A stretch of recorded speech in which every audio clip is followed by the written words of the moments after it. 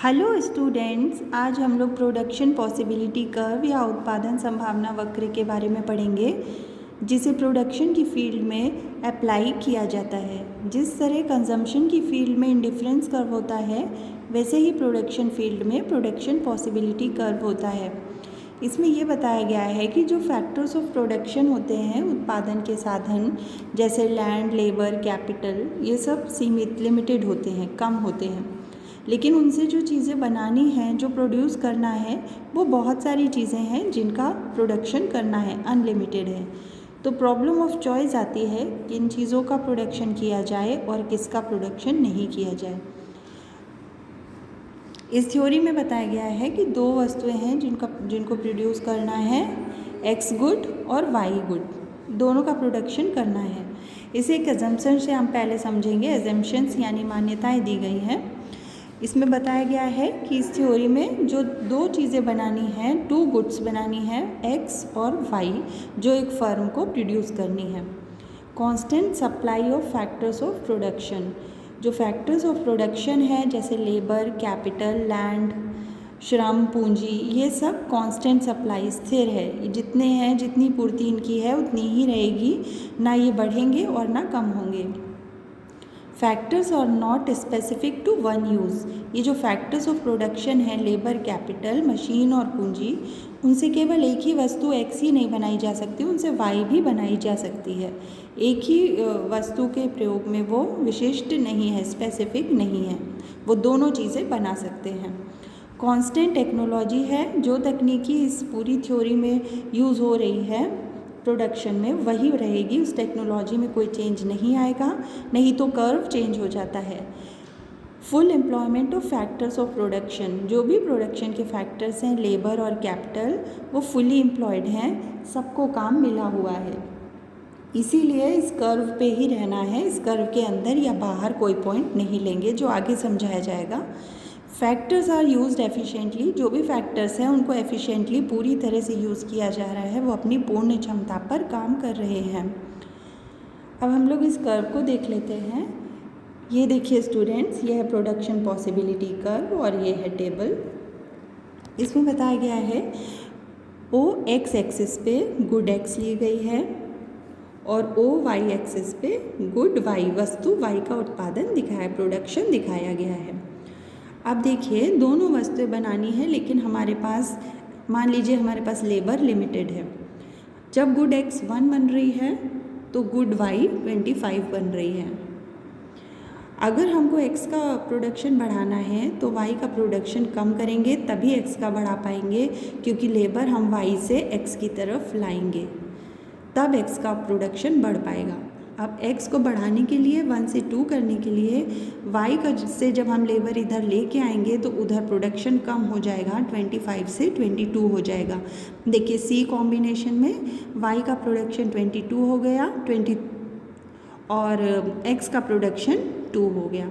अब हमें x good का प्रोडक्शन और बढ़ाना है तो y गुड से लेबर और इधर ट्रांसफ़र करेंगे, इधर प्रोडक्शन, y का प्रोडक्शन और कम हो के 18 हो गया डी कॉम्बिनेशन में। अब y गुड 18 बन रही है और x गुड 3 बन रही है।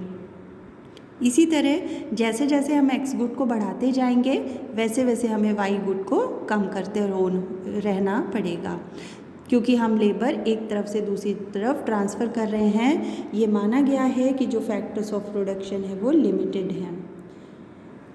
इस तरह से बहुत सारी पॉसिबिलिटीज़ ABCDEFG बनी हैं, जिसमें अलग अलग कॉम्बिनेशन दिखाए गए हैं। 2 एक्सट्रीम कॉम्बिनेशंस हैं, जिसमें एक तो A पॉइंट पर जिसमें गुड x 0 बन रही है और गुड y 27 बन रही है, ये एक एक्सट्रीम कॉम्बिनेशन है। और दूसरा है G, जिसमें गुड x 6 बन रही है और गुड y 0 बन रही है। इसके बीच में कोई भी कॉम्बिनेशन में फर्म प्रोडक्शन करेगी, किसी भी कॉम्बिनेशन को लेके गुड x और गुड y का प्रोडक्शन करेगी। इसमें यह भी है कि इस कर्व, ये इस सारे पॉइंट्स को मिला देने पे जो कर्व बनता है, इसको कहते हैं प्रोडक्शन पॉसिबिलिटी कर्व, उत्पादन संभावना वक्र, जो उत्पादन की कई सारी संभावनाएं, पॉसिबिलिटीज़ दिखा रही है। इस कर्व पे ही किसी भी पॉइंट पे फर्म ले सकती है, इसके बाहर कोई पॉइंट नहीं ले सकती, क्योंकि उसके बाद बाहर लेने का मतलब है उसको उत्पादन के साधन फैक्टर्स ऑफ प्रोडक्शन ज़्यादा चाहिए होंगे, इसलिए ये इसकी लिमिट है प्रोडक्शन करने की। इसके अंदर भी कोई पॉइंट पे कोई कॉम्बिनेशन नहीं बनाएगी, क्योंकि अंदर का मतलब है कि वो फैक्टर्स ऑफ प्रोडक्शन का पूरा यूज़ नहीं कर रही। ये माना गया है कि factors of production must be used efficiently, उनका पूरा यूज़ करना है, इसलिए इस लाइन पर ही, इस कर्व पर ही कहीं भी प्रोडक्शन किया जा सकता है। इस कर्व की कैरेक्टरिस्टिक्स, विशेषताएं होती हैं। फर्स्ट होता है curve slopes downward from left to right. ये कर्व हमेशा लेफ़्ट से राइट की तरफ, नीचे की तरफ गिरता हुआ होता है, बाएं से दाएं नीचे गिरता हुआ होगा, लेफ़्ट टू राइट डाउनवर्ड्स ही बनेगा। दूसरी विशेषता होती है curve is concave to the point of origin. मूल बिंदु, पॉइंट ऑफ ओरिजिन ये होता है, यहाँ से कॉन्केव है, देखिए इससे इस तरह से बना हुआ है। कॉन्केव, कॉन्वेक्स होता है तो इस तरह बनता है, ये कॉन्केव है यानी इस पॉइंट से दूर है, और ये इसलिए हो रहा है क्योंकि increasing marginal rate of transformation है, सीमांत रूपांतरण की दर बढ़ रही है। देखिए जैसे जैसे हम गुड एक्स को बढ़ा रहे हैं, गुड वाई का प्रोडक्शन घट रहा है, लेकिन जो गुड वाई के प्रोडक्शन की घटने की रेट है वो देखिए बढ़ती जा रही है। गैप देखिए, घटने वाला गैप जो है वो बढ़ता जा रहा है, increasing marginal rate of transformation है, और क्योंकि हम x को बढ़ा रहे हैं और y को घटा रहे हैं, लॉ ऑफ इंक्रीजिंग कॉस्ट के कारण भी इसका शेप ऐसा बनता है।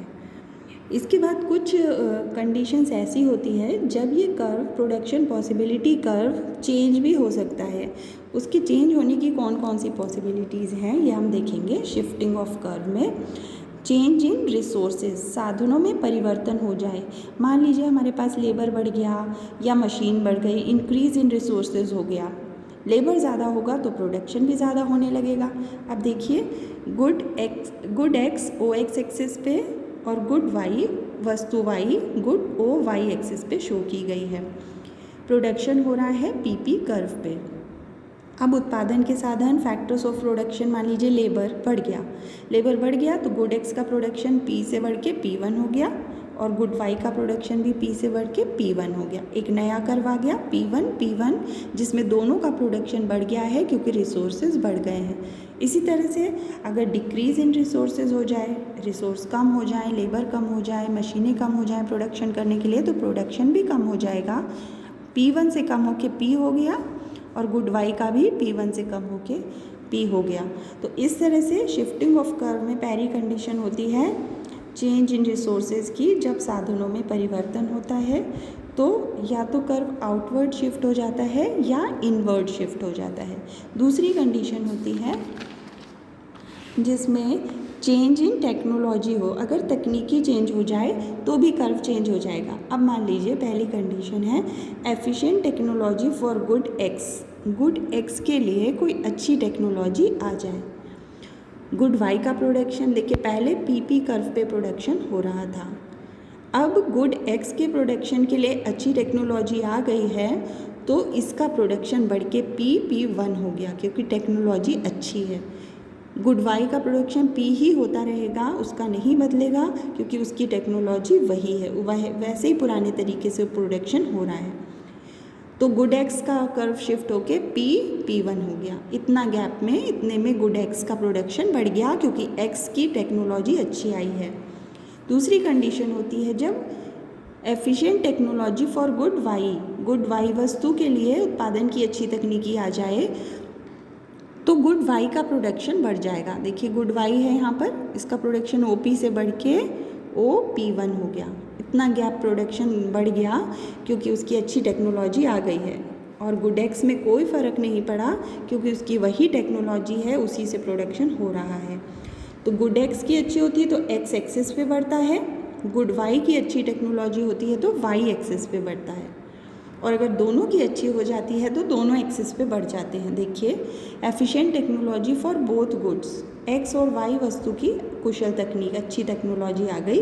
अब इसमें क्या हो रहा है, गुड एक्स का प्रोडक्शन OP से बढ़ के वो P1 हो गया, गुड वाई का OP से बढ़ के OP1 हो गया।